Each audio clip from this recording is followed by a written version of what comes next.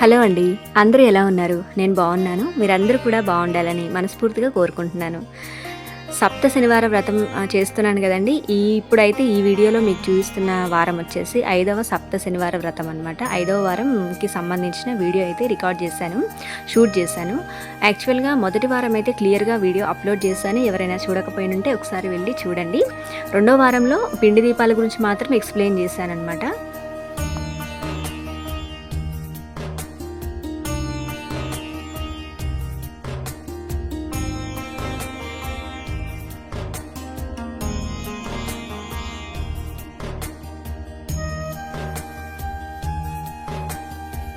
ఇక్కడైతే ప్రసాదాలైతే ప్రిపేర్ చేసేస్తున్నాను. ఈరోజైతే గోధుమ రవ్వతోటి బెల్లము, గోధుమ రవ్వ, నెయ్యి, ఇలా పాలు అన్నీ వేసి కొంచెం ఎలా అంటే స్వీట్ లాగా చేస్తున్నాను అనమాట. నువ్వుల ఉండలకైతే రెడీ చేసి పెట్టేసుకున్నాను. బెల్లము, నువ్వులు ఫ్రై చేసి పెట్టుకున్నాను. అరటి పండ్లు, తమలపాకులు రెడీ చేసుకున్నాను. అండ్ మన పిండి దీపాలకి బియ్యం వేసి పిండి కూడా మిక్సీ బట్టి రెడీ చేసుకున్నాను అనమాట. నెక్స్ట్ ఈ పిండి కూడా మనం పిండి దీపాలకి కలిపి పెట్టేసుకుంటున్నాను. పిండిలో మన బియ్యం మిక్సీ పట్టుకున్న పిండిలో కొంచెం అంత బెల్లము, ఒక సగం అరటిపండు, కొంచెం నెయ్యి, వీలైతే ఆవు నెయ్యి వేయాలి. ఇంకా ఆవు నెయ్యి లేకపోతే మన దగ్గర ఇంకా నార్మల్గా ఉంటుంది కదా నెయ్యి, మంచి అంటే మనం డైలీ వాడకుండా దేవుడి కోసం సపరేట్గా తీసిపెట్టిన నెయ్యి వాడుకోవాలన్నమాట. ఇంకా వేసి కలిపి పెట్టేసుకున్నాను. పిండి దీపాల కోసం కలిపి పెట్టేసుకున్నాను పిండిని. ఈలోపు నువ్వులని, బెల్లాన్ని, 2-3 ఇలాచీలు వేసి మిక్సీ పట్టేసి పెట్టుకోవాలి. ఇలాగా పౌడర్ చేసుకొని ముద్దల్లాగా కట్టేసుకుంటే మంచిగా లడ్డూలు అవుతాయి. చాలా టేస్టీగా ఉంటాయండి, చాలా బాగుంటాయి. ఈ లడ్డూలు అయితే కంపల్సరీ పెట్టాలన్నమాట. 7 అయితే ప్రిపేర్ చేసుకొని పెట్టాలి. మనం ఎన్నన్నా ప్రిపేర్ చేసుకోవచ్చు, కానీ దేవునికి పెట్టేది మాత్రం, నైవేద్యంగా సమర్పించుకునేది మాత్రం ఒక 7 లడ్డూలు అయితే సమర్పించాలన్నమాట. ఇక్కడ నాకు 8 ఉండలైనాయి, అందులో నుంచి ఒక 7 అయితే సమర్పించుకున్నాను. నెక్స్ట్ ఇక్కడ పిండి కూడా తడిపి పెట్టేసుకున్నాను అనమాట. అంటే బియ్య పిండి, మనం పిండి ప్రమిదాలు చేస్తాం కదా, అందుకోసం. నెక్స్ట్ పంచామృతం అయితే కంపల్సరీ ప్రతి వారం చేస్తూనే ఉండాలి.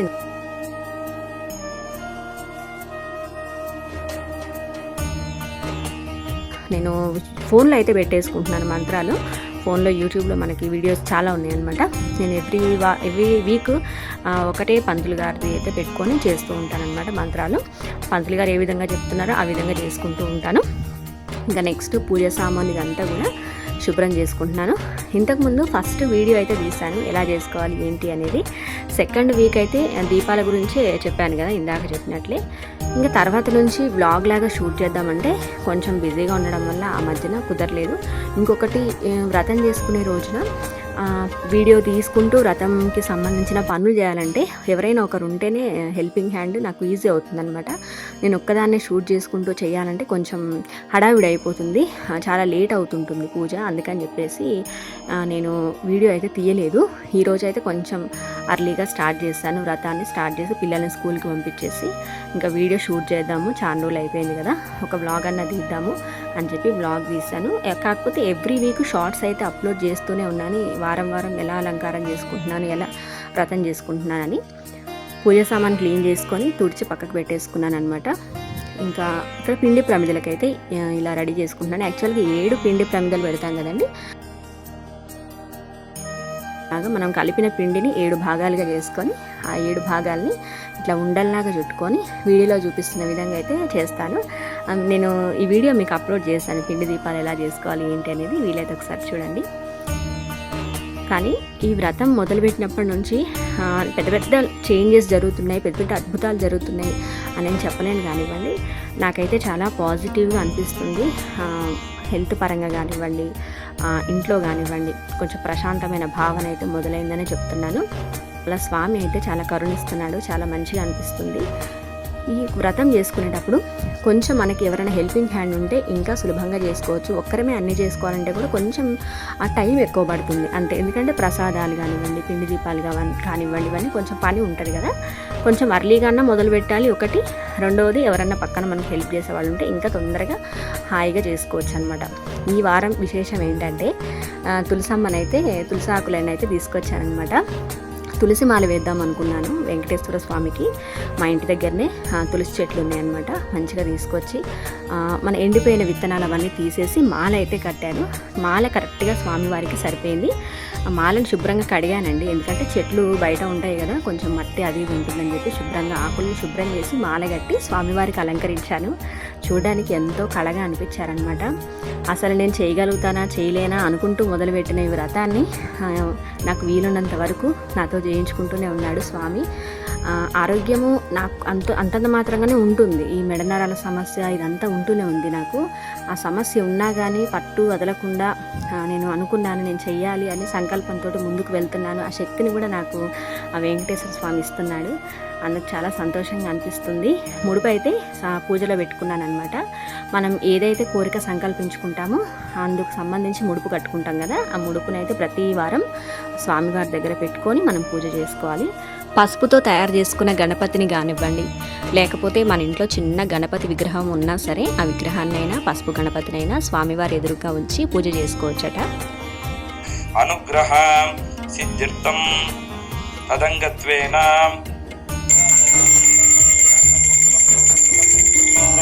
కపిలాకృతి సంయుక్తం ధూపోయం ప్రతిగృహ్యతాం.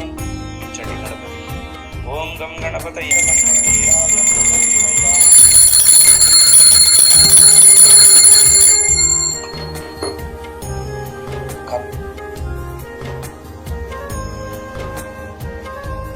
ఓం పద్మావతీ పతయే నమః.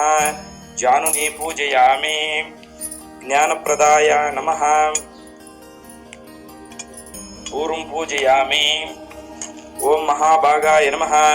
కటిం పూజయామి. ఓం నిర్మలాయ నమః. ఉదరం పూజ వరప్రదాయ నమః. కంఠం పూజయామి. ఓం లోకనాథాయ నమః. స్కందో పూజయామి. ఓం. ఇట్లా గణపతి పూజ అయిపోయిన తర్వాత స్వామివారిని కూడా స్వామివారి యొక్క నామాలన్నీ కూడా చదువుకుంటూ పువ్వులని అక్షింతలని స్వామివారి ఎదురుగా స్వామివారికి సమర్పిస్తూ పూజ అయితే కంప్లీట్ చేసుకుంటూ ఉంటాం అన్నమాట. మనకు అన్ని మంత్రాలు రావు కాబట్టి, అన్ని నామాలు కూడా మనం చదవడానికి కుదరదు కాబట్టి ఫోన్లో పెట్టుకోవడం వల్ల చక్కగా పంతులు గారు చెప్తూ ఉంటే నేను చేస్తూ ఉన్నాను. లేదు మనమే చేసుకోవచ్చు అనుకున్నట్లయితే కనుక స్వామివారి నామాలు మనకు బుక్స్ దొరుకుతాయి. నేను కూడా తెచ్చి పెట్టుకుంటానండి. ఎప్పుడన్నా మనం పుణ్యక్షేత్రాలకి ఎటన్నా బయటికి వెళ్ళినప్పుడు, గుళ్ళకి వెళ్ళినప్పుడు అక్కడ అమ్ముతూ ఉంటారు. చిలుకూరు అట్లా వెళ్ళినప్పుడు చిలుకూరులో బాగా దొరుకుతాయి బుక్స్. నేను అన్నమాచార్యుల కీర్తనకు సంబంధించిన బుక్ కూడా అక్కడే తెచ్చుకున్నాను. ఆల్మోస్ట్ 8 years బ్యాక్ తెచ్చుకున్నాను. అప్పుడప్పుడు సాంగ్స్ పాడుకుంటూ ఉంటానన్నమాట. ఇంకా ఆ బుక్ ఓపెన్ చేసి ఇప్పుడు వ్రతం చేసేటప్పుడు కూడా నాకు వచ్చిన సాంగ్స్ అయితే కొన్ని పాడాను. ఒక 2 సాంగ్స్ పాడుకొని పూజనైతే ముగించానమాట. అట్లా మనం బుక్స్ ద్వారా అయినా సరే మనం వెంకటేశ్వర స్వామి నామాలు చదువుకుంటూ అష్టోత్తరం చదువుకుంటూ పూజ చేసుకోవచ్చు. లేదు మనకు రాదనుకుంటే ఇట్లా ఫోన్లో పెట్టుకొని చెప్తూ ఉంటే పంతులు గారు చెప్తూ ఉంటే ఒక్కొక్క పుష్పాన్ని అక్షింతలని స్వామివారికి సమర్పించుకుంటూ పూజ చేసుకోవచ్చు చక్కగా. క్షీరాబ్ధి కన్యకకు శ్రీ మహాలక్ష్మికి నీరజాలయమునకు నీరాజనం నీరాజనం. క్షీరాబ్ధి కన్యకకు శ్రీ మహాలక్ష్మికి నీరజాలయమునకు నీరాజనం నీరాజనం. అదివో అల్లదివో శ్రీహరివాసము. అదివో అల్లదివో శ్రీహరివాసము. 10,000 శేషుల పడగలమయము. అదివో అల్లదివో శ్రీహరివాసము. అది వెంకటాచలమఖిలోన్నతము. అదివో బ్రహ్మాదుల కపురూపము. అది వెంకటాచలమఖిలోన్నతము. అదివో బ్రహ్మాదుల కపురూపము. అదివో నిత్య నివాసమఖిలమునులకు. వెంకటరమణ సంకటహరణ వెంకటరమణ సంకటహరణ. అదివో నిత్య నివాసమఖిలమునులకు. అదే చూడుడు అదే చూడుడు అదే నృక్కుడానందమయము. అదివో అల్లదివో శ్రీహరివాసము. 10,000 శేషుల పడగలమయము. అదివో అల్లదివో శ్రీహరివాసము. ఇట్లా సప్త శనివార వ్రతంలో భాగంగా 5వ వారం చక్కగా ప్రశాంతంగా పూజ చేసుకున్నాను, వ్రతం చేసుకున్నాను. ఈ వీడియో ఇంతవరకు చూసినందుకు థ్యాంక్ యూ ఫ్రెండ్స్. మరొక మంచి వీడియోతో మళ్ళీ మీ ముందుకు వస్తాను. అంతవరకు ఉంటాను మరి. Bye bye. Thank you for watching.